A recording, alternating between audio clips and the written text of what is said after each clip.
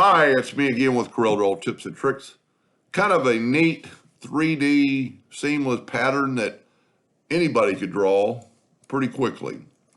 And if you look at it, sometimes the cubes look like this is the back wall and this is the bottom, and then sometimes it looks like they're protruding at you and not going inward. But pretty easy to draw. Let's go to the center of the page.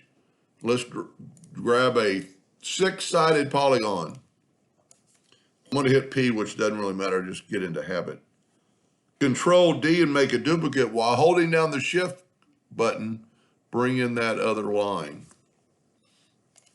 Then just take a 2-point line and go from node to nodes all 6 ways.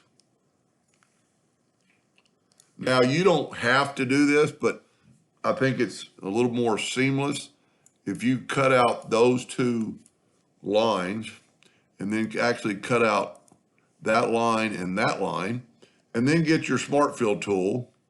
It's already set on black. We're going to make this black and these black. And see, I said these because that's actually 2, but now it's 1 because I did that. Now on this one, I've got gray. I'm going to go here in this one. That's all you have to do. Now I am going to left click no line. And I think by cutting out that line, you get a sharper image. Control G to group it. Now we need to make it something that's relatively easy to measure. And so with my ratio lock, I'm going to make this thing 3 inches. And you could make it as small as you wanted. We can make it any. I'm going to set my nudge factor on 3 inches. I am going to Control D and make a duplicate, and then just keep going Control D all the way across the page. I'm going to Control G to group it. This is the only tricky part because we're going to be moving something that isn't there anymore.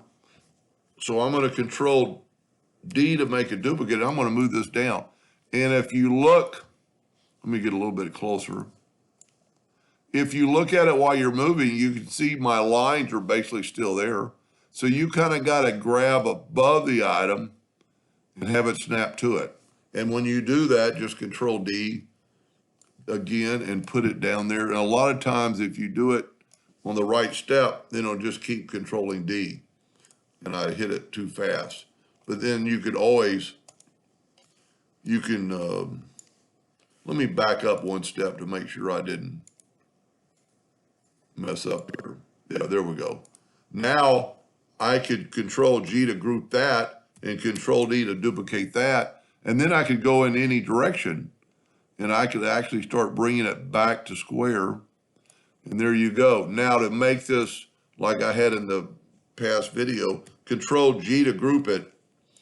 I'm going to get it over here off that page. I made it way too big. But then this is a group. And you could do it in any shape. I'm going to do it in a square. And that way you could make it as big as you wanted to. And while you have both of them selected, go up here to intersect. And there's your seamless pattern. Pretty cool design. I don't know, you could possibly do it in colors if you're going to print it and play around with it. But kind of easy to draw. I hope that helped a little bit. Thank you for watching.